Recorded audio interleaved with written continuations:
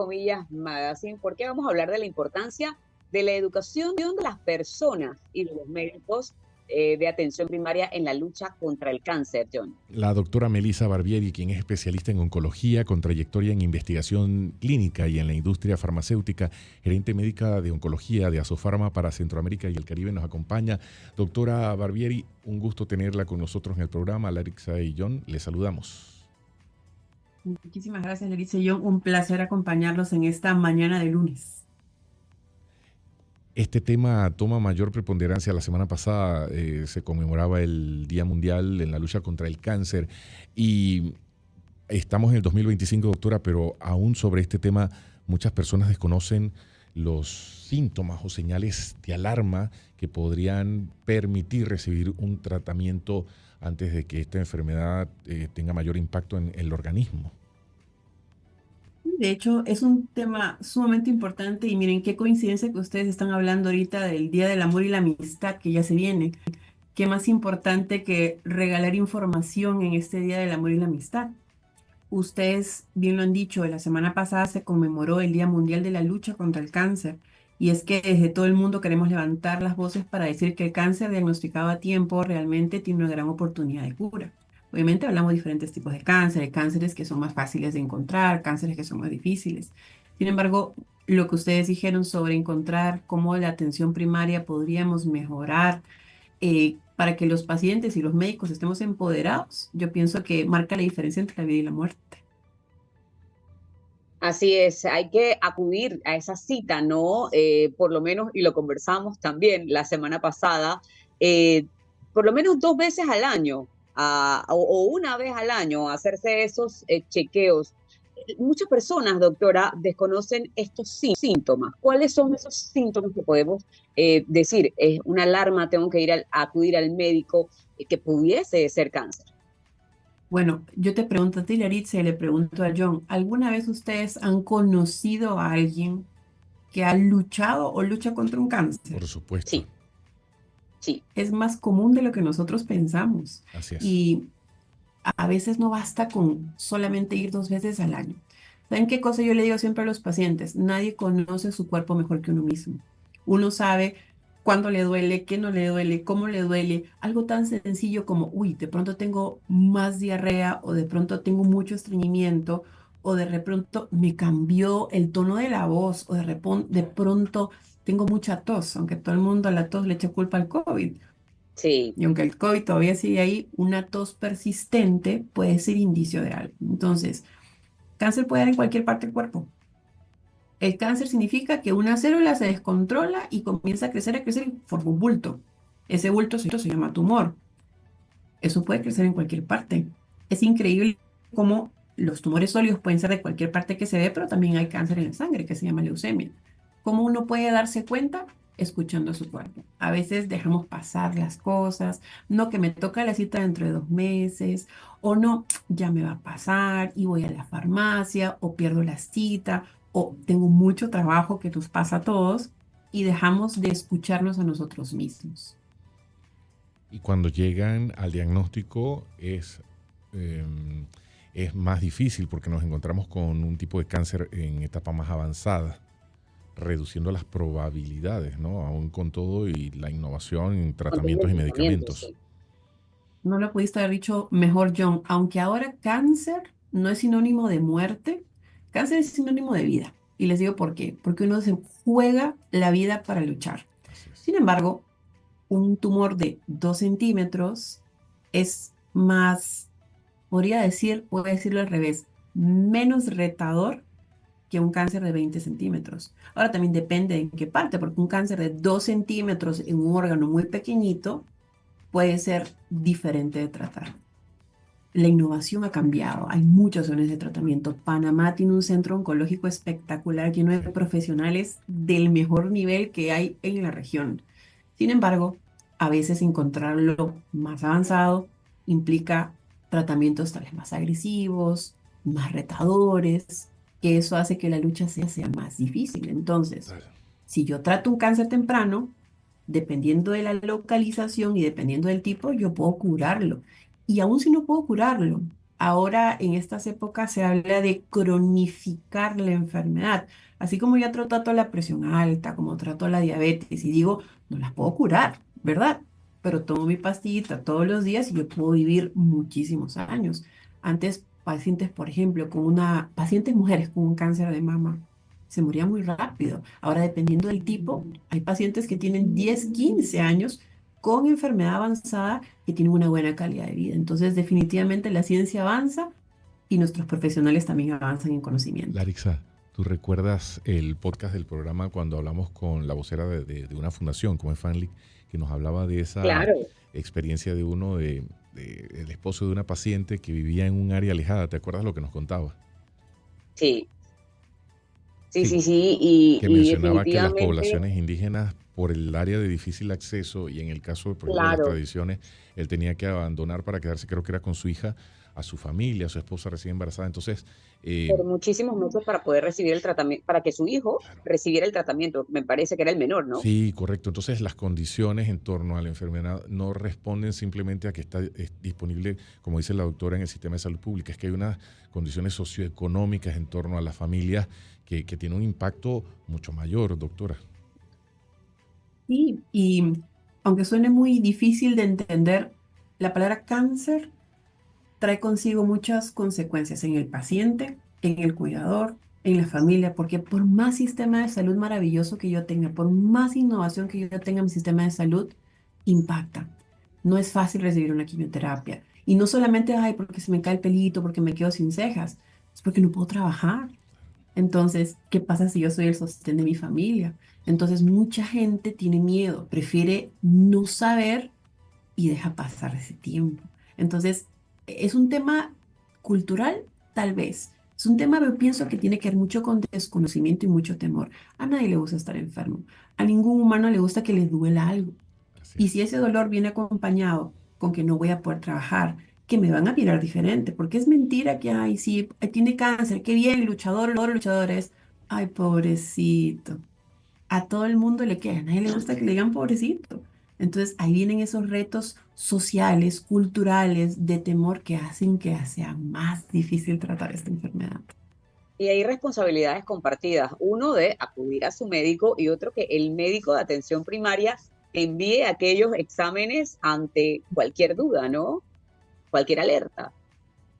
Yo le pregunto a John, y siempre el lacito celeste del cáncer de próstata, el Movember, de que sí, que vamos a hacernos ese tacto rectal, ese antígeno prostático. Le pregunto a Yaritza, todo rosado con lazos maravillosos en octubre.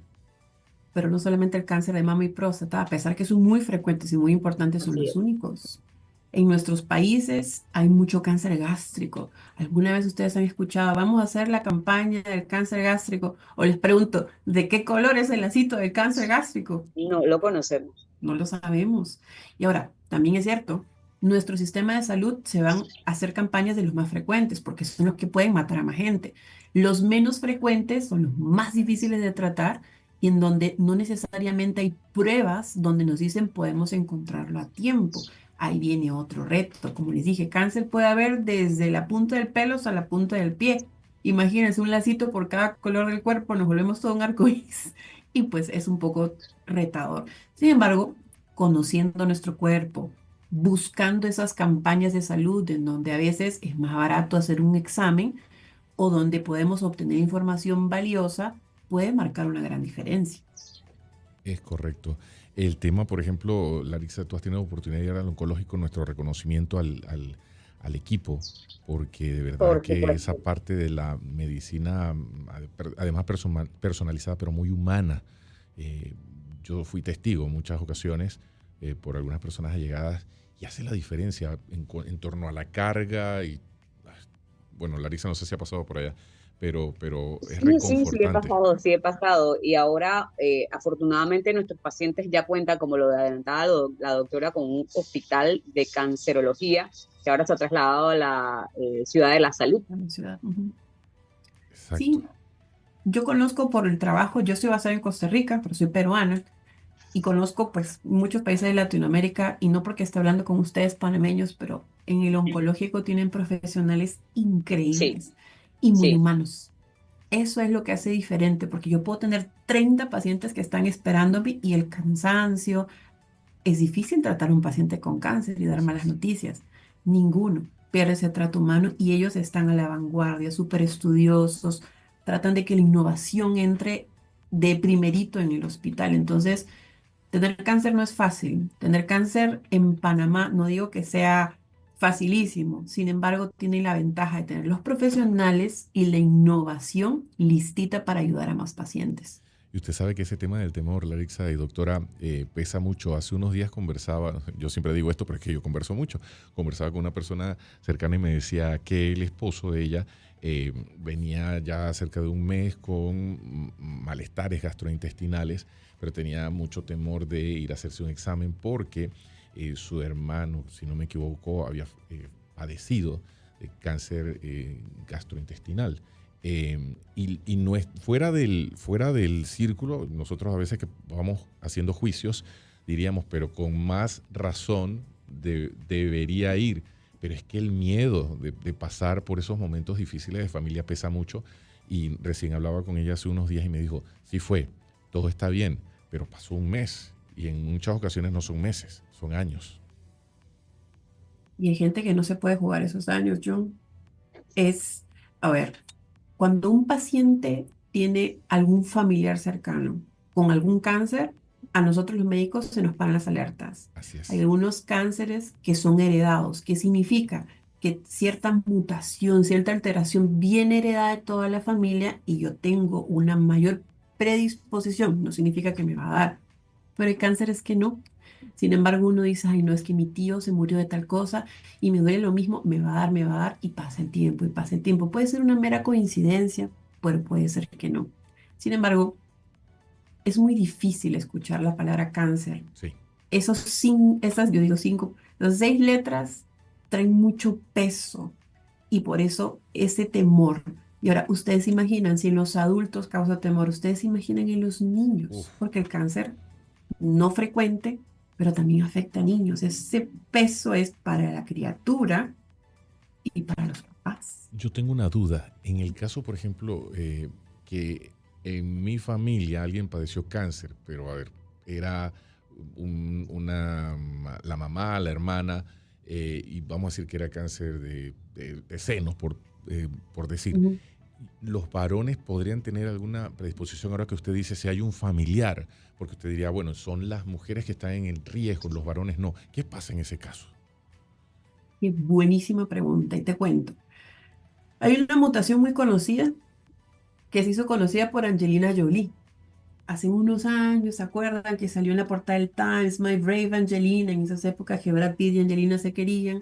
Angelina Jolie perdió a su mamá y a su abuela por un cáncer de mama. Ellas eran portadoras de un gen. Ese gen fue heredado, heredado, heredado, heredado, y ella supo que tenía esa alteración. No tuvo cáncer, pero ella supo que tenía esa alteración. Y en esa época creo que tenía 4 hijos, 5 hijos, y dijo, bueno, yo no quiero tener cáncer. ¿Cómo disminuyo mi riesgo? Se sacó las mamas, se sacó los ovarios, se puso unos implantes preciosos y redujo su riesgo. Pero ella tiene esa mutación. Siempre existe esa alerta. De ese tipo de genes, este BRCA está muy relacionado a cáncer de mama en hombres y en mujeres. Si un varón tiene esta mutación del BRCA o el BRCA, tiene mayor riesgo de desarrollar cáncer de mama, pero no queda ahí. Cáncer de próstata, Wow. cáncer de páncreas y cáncer de ovario. Entonces, esos 4 cánceres están relacionados con esa mutación genética. Pero, por ejemplo, cáncer de colon.